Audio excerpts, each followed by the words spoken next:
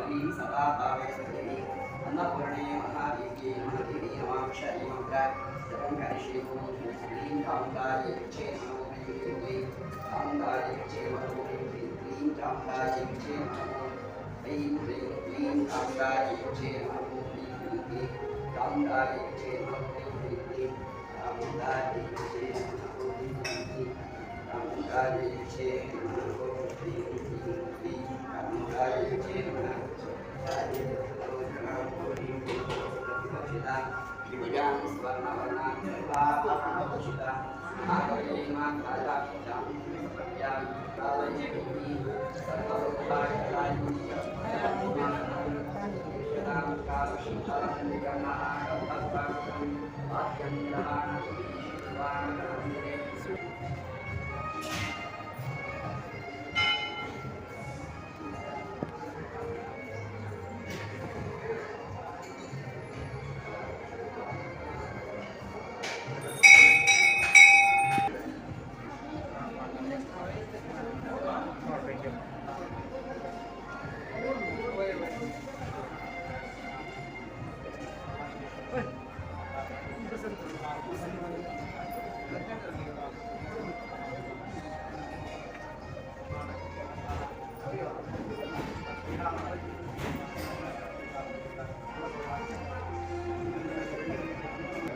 सिद्धिरस्तु मनोरथ पूर्णास्तु मनस्संकल्प सिद्धिरस्तु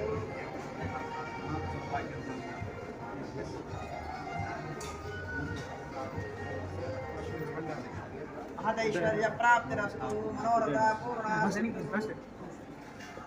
बन्नी 20th ब्रह्मकलश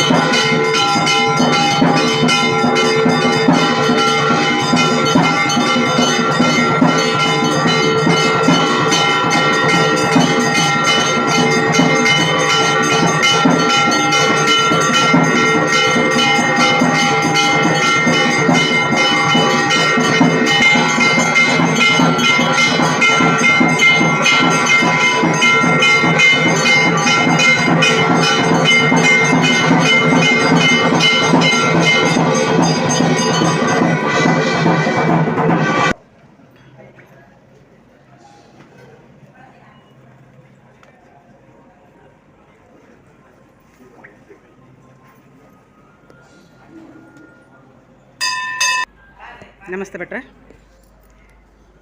ಕಾರ್ಯಕ್ರಮ ನಡೀತಾ ಇದೆ ಭಟ್ರೆ. ಇಲ್ಲಿ ಏನು ಕಾರ್ಯಕ್ರಮ ಭಟ್ರೆ? ಇಲ್ಲಿ ನಿಮ್ಮ ಹೆಸರು ಫಸ್ಟ್ ನಿಮ್ಮ ಹೆಸರು ಪರಿಚಯ ಮಾಡಿಕೊಡಿ. ನನ್ನ ಹೆಸರು ಮಧುಸೂದನ್ ಉಪಾಧ್ಯಾಯ ಅಂತ ಹೇಳಿ. ಇಲ್ಲಿ ಸುಮಾರು 7 ವರ್ಷದಿಂದ ಉಪಾರ್ಚಕನಾಗಿ ಕೆಲಸ ಮಾಡ್ತಾ ಇದ್ದಾರೆ. ನನ್ನ ತಂದೆಯವರು ಇಲ್ಲಿ ಪ್ರಧಾನ ಅರ್ಚಕರಾಗಿದ್ದಾರೆ. ವಿಶೇಷವಾಗಿ ತಂದೆಯವರು 45 ವರ್ಷಗಳಿಂದ ಈ ಕ್ಷೇತ್ರದಲ್ಲಿ ಅರ್ಚಕರಾಗಿ ಕೆಲಸ ಮಾಡ್ತಾ ಇದ್ದಾರೆ. ವಿಶೇಷವಾಗಿ ಮಹಾಲಿಂಗೇಶ್ವರ ದೇವಸ್ಥಾನ ಬನ್ನಂಜಿ ಅಂತ ಉಡುಪಿ ಜಿಲ್ಲೆಯ ಹೃದಯ ಭಾಗದಲ್ಲಿರುವಂತಹ ಒಂದು ಶಿವಾಲಯ. ವಿಶೇಷವಾಗಿ ಈ ಕ್ಷೇತ್ರಕ್ಕೆ 1200 ವರ್ಷಗಳ ಇತಿಹಾಸ ಇದೆ.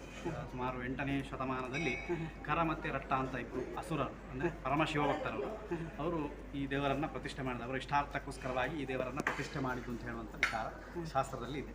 ಹಾಗೆ ವಿಶೇಷವಾಗಿ ಹಳೂಪ ರಾಜವಂಶರು ಈ ದೇವಸ್ಥಾನವನ್ನು 500 ವರ್ಷಗಳ ಹಿಂದೆ ಜೀರ್ಣೋದ್ಧಾರ ಮಾಡಿದ್ದಾರೆ ಅಂತ ಹೇಳುವಂಥ ಇತಿಹಾಸ ಇದೆ. ಹಾಗಾಗಿ ನಮ್ಮ ಈ ಪರ್ವಕಾಲದಲ್ಲಿ ಬ್ರಹ್ಮಕಲಶೋತ್ಸವ ಆಚರಣೆ ಮಾಡ್ತಾ ಇದ್ದೇವೆ. ಅಂದರೆ 12 ವರ್ಷಗಳಿಗೊಮ್ಮೆ ಈ ದೇವಾಲಯಗಳಲ್ಲಿ ಬ್ರಹ್ಮಕಲಶ ಆಗಬೇಕು ಅಂತ ಹೇಳುವಂಥ ವಿಚಾರ.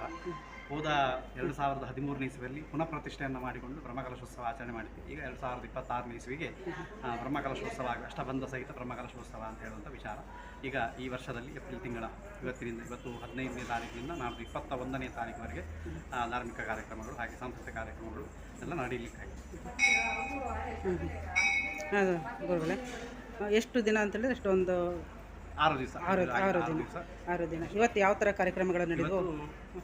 ಮೊದಲಿಗೆ ಈ ನಾಡ್ದು ನಡೆಯುವಂತಹ ಅನ್ನ ಸಂತರ್ಪಣೆಗೆ ಹೊರೆಕಾಣಿಕೆ ಅಂತ ಹೇಳ್ತಾರೆ. ಹಸಿರುವಾಣಿ ಹೊರೆಕಾಣಿಕೆ ಮೆರವಣಿಗೆ ಜೋಡುಕಟ್ಟೆಯಿಂದ ಈ ಕ್ಷೇತ್ರಕ್ಕೆ ಸಾಯಂಕಾಲ 3:30ಯಿಂದ ಶುರುವಾಗಿ ಸಾಧಾರಣ 6:30ವರೆಗೆ ಈ ಕ್ಷೇತ್ರಕ್ಕೆ ಬಂದು ಎಲ್ಲ ಅನ್ನ ಪ್ರಸಾದಕ್ಕೆ ಬೇಕಾದಂತಹ ಎಲ್ಲ ವಸ್ತುಗಳು ಹೊರೆಕಾಣಿಕೆ ರೂಪದಲ್ಲಿ ದೇವಸ್ಥಾನಕ್ಕೆ ಬಂದು ತಲುಪಿದ್ದಾರೆ. ಭಕ್ತರ ಮುಖಾಂತರ ಎಲ್ಲ ತಂದು ನೀಡಿದ್ದಾರೆ.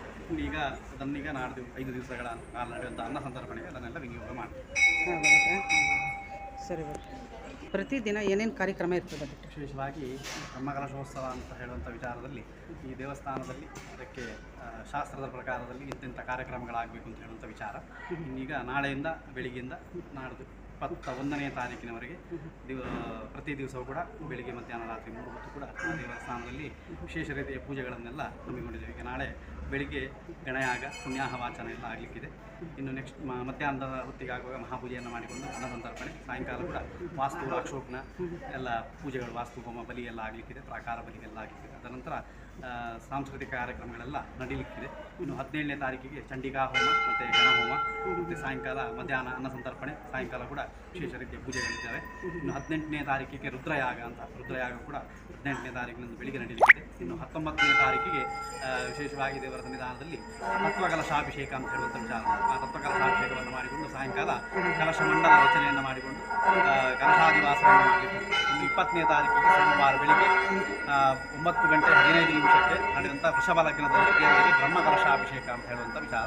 ಮಧ್ಯಾಹ್ನ ಅನ್ನ ಸಂತರ್ಪಣೆ, ಸಾಯಂಕಾಲ ಉತ್ಸವ ದೇವರಿಗೆ ಉತ್ಸವ ಆಗಲಿಕ್ಕಿದೆ. ರಥೋತ್ಸವ, ರಂಗಪೂಜೆ, ಮಹಾರಂಗಪೂಜೆ, ಭೂತಬಲಿ ಇತ್ಯಾದಿಗಳನ್ನೆಲ್ಲ ಮುಗಿಸಿಕೊಂಡು 21ನೇ ತಾರೀಕಿಗೆ ಬೆಳಿಗ್ಗೆ ಸಂಪ್ರೋಕ್ಷಣೆ, ನವಕ ಪ್ರಧಾನ ಯಾಗ ಮಾಡಿಕೊಂಡು ಸಂಪ್ರೋಕ್ಷಣೆ, ಅಲ್ಲಿಗೆ ಈ ದೇವಸ್ಥಾನದ ಧಾರ್ಮಿಕ ವಿಧಿವಿಧಾನಗಳೆಲ್ಲ ಅಲ್ಲಿಗೆ ಮುಕ್ತಾಯ ಆಗುತ್ತೆ. ಆಮೇಲೆ ನಾನು ನೋಡಿದೆ ಬಿಟ್ಟರೆ ತುಂಬ ಚೆನ್ನಾಗಿ ಪೊಲೀಸ್ನವರು ಅಷ್ಟೇ ತುಂಬ ಚೆನ್ನಾಗಿ ಅವರ ಕರ್ತವ್ಯವನ್ನು ನಿರ್ವಹಿಸ್ತಾ ಇದ್ದಾರೆ. ಅವರನ್ನು ಹೊರಗಡೆ ಮಾತಾಡಿಸಿ ಬಂದೆ ನಾನು. ತುಂಬ ಚೆನ್ನಾಗಿ ಕೆಲಸ ಮಾಡ್ತಾ ಇದ್ದಾರೆ ಎಲ್ಲರೂ. ಆಮೇಲೆ ಅಷ್ಟೇ ಅಲ್ಲ, ಭಕ್ತರು ಅಷ್ಟೇ ಬಿಟ್ಟರೆ ತುಂಬ ಚೆನ್ನಾಗಿ ಅವರನ್ನೆಲ್ಲ ನೋಡಿ ಒಗ್ಗಟ್ಟಿನಿಂದ ತುಂಬ ಚೆನ್ನಾಗಿ ಕೆಲಸ ಮಾಡ್ತಾ ಇದ್ದಾರೆ. ಅವರು ನೋಡಿ ನನಗೆ ತುಂಬ ಖುಷಿ ಆಯಿತು. ಸರಿ ಬಿಟ್ರೆ ವಿಶೇಷವಾಗಿ ಕ್ಷೇತ್ರದ ಬಗ್ಗೆ ಅಂತ ಹೇಳಬೇಕಾದ್ರೆ 1000 ವರ್ಷಕ್ಕಿಂತಲೂ ಇತಿಹಾಸ ಇರುವಂಥ ದೊಡ್ಡ ಕ್ಷೇತ್ರ ಆದದ್ದರಿಂದ ಮತ್ತು ಈ ಕ್ಷೇತ್ರಕ್ಕೆ 8 ಮಾಗಣಿಗಳು ಕೂಡು ಕಟ್ಟು ಅಂತ ಇದ್ದಾವೆ. ಇದು ಒಂದು ಬನ್ನಂಜೆ ಅಂತ ಹೇಳುವಂಥ ಜಾಗ ಆದರೂ ಕೂಡ ಇದಕ್ಕೆ 8 ಮಾಗಣಿಗಳು ಕೂಡು ಕಟ್ಟು ಅಂತ ಹೇಳಿದೆ. ಅಂಬಲಪಾಡಿ, ಮೂಡುಪಡು, ಕುತ್ಪಾಡಿ, ಕಡೆಕಾರು, ಕಾನಂಗಿ, ಕನ್ನರ್ಪಾಡಿ, ನಿಡಂಬೂರು ಅಂತ ಹೇಳುವಂಥ 8 ಮಾಗಣೆಗಳು ಈ ದೇವಸ್ಥಾನಕ್ಕೆ ಸಂಬಂಧಪಟ್ಟದ್ದು. ಅಂದರೆ ಈ 8 ಮಾಗಣೆಗಳಲ್ಲಿ ಈಶ್ವರ ದೇವಸ್ಥಾನ ಇದೆ ಅಂತ ಹೇಳುವಂಥದ್ದು. ಅಂದರೆ 8 ಮಾಗಣೆಗೆ ದೇವರು ಅಂತ ಹೇಳುವಂಥ ವಿಚಾರ. ಹಾಗಾಗಿ ಎಲ್ಲ ಭಕ್ತರೆಲ್ಲ ಒಟ್ಟಿಗೆ ಸೇರಿಕೊಂಡು 12 ವರ್ಷಗಳಿಗೆ ಒಮ್ಮೆ ಆಗುವಂತಹ ಕಾರ್ಯಕ್ರಮ ಆದ್ದರಿಂದ ಎಲ್ಲ ಭಕ್ತಿಯಿಂದ ವಿಶೇಷವಾಗಿ ದೇವರಿಗೆ ಆರಾಧನೆ ಅಂತ, ವಿಶೇಷವಾಗಿ ಬ್ರಹ್ಮಕಲಶೋತ್ಸವ ಅಂತ ಹೇಳುವಂಥದ್ದೇ ವಿಚಾರವೇ ದೊಡ್ಡ ವಿಶೇಷ ಅಂತ ಹೇಳಿದರೆ ದೇವರಿಗೆ ಚೈತನ್ಯ ಕಲಾಭಿವೃದ್ಧಿಯನ್ನು ಮಾಡಿಕೊಂಡು ಬಂದಂಥ ಭಕ್ತರಿಗೆಲ್ಲ ಅನುಗ್ರಹ ಆಗಬೇಕು ಅಂತ ಹೇಳುವಂಥ ಉದ್ದೇಶವನ್ನು ಇಟ್ಟುಕೊಂಡು ಮಾಡುವಂತಹ ವಿಚಾರ. ಅದಕ್ಕೋಸ್ಕರವಾಗಿ ಹೆಚ್ಚೆಚ್ಚು ಭಕ್ತರು ಕೂಡ ಈಗ ಈ ಜಾಗಕ್ಕೆ ಬರ್ತಾ ಇದ್ದಾರೆ. ಯಾಕಂತ ಹೇಳಿದರೆ ಸುಮಾರು 7 ವರ್ಷಗಳ ಹಿಂದೆ ನಾವು ಅನ್ನದಾನ ಅಂತ ಪ್ರತಿ ಸೋಮವಾರ ಕೂಡ ಅನ್ನದಾನವಂತ ಸೇವೆಯನ್ನು ಮಾಡ್ತಾ ಇದ್ದೇವೆ. ಸುಮಾರು 1,000ದಿಂದ 1,500 ಜನರು ಬಂದು ಮಧ್ಯಾಹ್ನ ಬಂದು ಸೋಮವಾರದಂದು ಅನ್ನ ಪ್ರಸಾದವನ್ನು ಸ್ವೀಕಾರ ಮಾಡ್ತಾ ಇದ್ದಾರೆ. ಹಾಗಾಗಿ ದೊಡ್ಡ ಕ್ಷೇತ್ರ, ಯಾವ ಕ್ಷೇತ್ರದಲ್ಲಿ ಹೆಚ್ಚಿನ ಅನ್ನದಾನ ಇಲ್ಲಿ ಆಗ್ತದೋ ಆ ಕ್ಷೇತ್ರ ಅಭಿವೃದ್ಧಿ ಆಗ್ತದೆ ಅಂತ ಹೇಳುವಂಥ ಶಾಸ್ತ್ರ. ಅದಕ್ಕೋಸ್ಕರವಾಗಿ ಇಲ್ಲಿ ಈಗ ವಿಶೇಷವಾಗಿ ಎಲ್ಲ ಅನ್ನದಾನಗಳು ನಡೀತಾ ಇದ್ದಾವೆ. ಇನ್ನೀಗ ನಾನು ಈ ಬ್ರಹ್ಮಕಲಶೋತ್ಸವದ ಪರ್ಯಂತ ಕೂಡ ಪ್ರತಿದಿನವೂ ಕೂಡ ಸಾಧಾರಣ ಒಂದು 3,000ರಿಂದ 3,500 ಜನರಿಗೆ ಅನ್ನದಾನವನ್ನು ಮಾಡುವಂಥ ಸಂಕಲ್ಪವೂ ಕೂಡ ಇದೆ. ಇನ್ನು ಕಡೆಯ ಬ್ರಹ್ಮಕಲಶೋತ್ಸವದ ದಿವಸ ಕೂಡ ಸುಮಾರು 20,000 ಜನರಿಗೆ ಒಂದು ಅನ್ನದಾನ ಪ್ರಸಾದವನ್ನು ನೀಡುವಂಥ ವ್ಯವಸ್ಥೆ ಕೂಡ ನಾವು ಮಾಡ್ತಾ ಇದ್ದೇವೆ. ಹಾಗೆ ವಿಶೇಷವಾದಂತಹ ಜಾಗ ಅಂತ ಹೇಳುವಂಥದ್ದು. ಈ ಬನ್ನಂಜೆ ಅಂತ ಹೇಳುವಂಥದ್ದು ಮಧ್ವಾಚಾರ್ಯರು ಶ್ರೀಕೃಷ್ಣನ ಪ್ರತಿಷ್ಠೆ ಆಗೋಕ್ಕಿಂತ ಮುಂಚೆ ಬಂದು ಈ ಜಾಗಕ್ಕೆ ಬಂದಿದ್ದಾರೆ. 2 ಸಲ ಬಂದಿದ್ದಾರೆ ಅಂತ ಹೇಳುವುದು ಐತಿಹ್ಯ ಉಂಟು. ಒಂದು ಸಲ ಕೃಷ್ಣನ ಮೂರ್ತಿಯನ್ನು ಮಲ್ಪೆಯಿಂದ ಕೃಷ್ಣ ಮಠಕ್ಕೆ ತೆಗೆದುಕೊಂಡು ಹೋಗುವಾಗ ಈ ಜಾಗಕ್ಕೆ ಬಂದು ಈ ದೇವರ ಕೃಷ್ಣನ ಮೂರ್ತಿಯನ್ನು ಇಲ್ಲಿ ಇಟ್ಟಿದ್ದಾರೆ. ದೇವರಿಗೆ ಸಮರ್ಪಣೆ ಮಾಡಲಿಕ್ಕೆ ಏನು ತೆಗೆದುರುವಾಗ ಬೆಳೆದ ತೆಂಗಿನಕಾಯಿ, ಬನ್ನಂಗಾಯಿ ಹೇಳ್ತೇವೆ ನಾವು ಆಡು ಭಾಷೆಯಲ್ಲಿ, ಬನ್ನಂಗಾಯಿ ಅಂತ ಬೆಳೆದ ತೆಂಗಿನಕಾಯಿ, ಅದನ್ನು ದೇವರಿಗೆ ಸಮರ್ಪಣೆ ಮಾಡಿದ್ದಕ್ಕೆ ಈ ಊರಿಗೆ ಬನ್ನಂಜೆ ಅಂತ ಹೆಸರು ಬರಲಿಕ್ಕೆ ಕಾರಣ ಅಂತ. ಅದಕ್ಕಿಂತ ಮುಂಚೆ ಈ ಜಾಗಕ್ಕೆ ಇದ್ದ ಹೆಸರು ತಾಳೆಯಕುಡೆ ಅಂತ ಹೇಳುವಂಥ ಜಾಗ ಹೆಸರಿದ್ದದ್ದು. ತಾಳೆಯಕುಡೆ ಅಂತ ಹೇಳುವಂಥ ಈ ಜಾಗಕ್ಕೆ ಮೊದಲನೇ ಹೆಸರು ತಾಳೆಯಕುಡೆ ಅಂತ ಹೇಳುವಂಥ. ಇವಾಗ ಬನ್ನಂಜೆ ಅಂತ ಆದದ್ದು ವಿಚಾರ. ಹೌದು, ಅದು ಹಾಗಾಗಿ ವಿಶೇಷವಾಗಿ ಕೃಷ್ಣ ಮಠಕ್ಕೂ ಕೂಡ ಈ ದೇವಸ್ಥಾನಕ್ಕೂ ಅವಿನಾಭಾವ ಸಂಬಂಧ ಇದೆ ಅಂತ ಹೇಳಿದ್ರೆ ಮಧ್ವಾಚಾರ ಬಂದು ಹೋದ ಕ್ಷೇತ್ರದಿಂದ ಕ್ಷೇತ್ರ ಬಂದು ಹೋದದ್ದರಿಂದ ಈ ಕ್ಷೇತ್ರಕ್ಕೂ ಮತ್ತು ಕೃಷ್ಣ ಮಠಕ್ಕೂ ಅವಿನಾಭಾವ ಸಂಬಂಧ ಇದೆ. ಪರ್ಯಾಯ ಮಹೋತ್ಸವ ಕೃಷ್ಣ ಮಠದಲ್ಲಿ 2 ವರ್ಷಕ್ಕೊಮ್ಮೆ ಆಚರಣೆ ಆಗ್ತದೆ. ಮಧ್ವಾಚಾರ ಹೋದ ಕ್ಷೇತ್ರಕ್ಕೆಲ್ಲ ಪರ್ಯಾಯಕ್ಕೆ ಯಾರು ಸ್ವಾಮಿ ಒಪ್ಪಿಕೊಳ್ತಾರೆ ಅವರು ಇಲ್ಲಿಗೆ ಬಂದು ದೇವರ ದರ್ಶನ ಮಾಡಿ ಮತ್ತೆ ಪರ್ಯಾಯ ಮಹೋತ್ಸವವನ್ನು ಆಚರಿಸುವಂಥ ಸಂಪ್ರದಾಯ ಇವತ್ತಿಗೂ ಕೂಡ ನಡೀತಾ ಉಂಟು ಅಂತ. ಹಾಗಾಗಿ ದೊಡ್ಡ ಕ್ಷೇತ್ರ ಶಿವಾಲಯ ಅಂತ ಹೇಳ್ತೇವೆ. ಈಶ್ವರ ದೇವಸ್ಥಾನ ಮಹಾಲಿಂಗೇಶ್ವರ 8 ಮಾಗಣೆ ಒಡೆಯ ಅಂತ ಹೇಳ್ತಾ ಇರ್ತೇವೆ. ಸರಿ ಸರಿ. ನಮಸ್ಕಾರ ಭಟ್ರೆ, ಧನ್ಯವಾದಗಳು ಭಟ್ರೆ, ತುಂಬ ಚೆನ್ನಾಗಿ ಎಲ್ಲ ತಿಳಿಸ್ಕೊಟ್ಟು.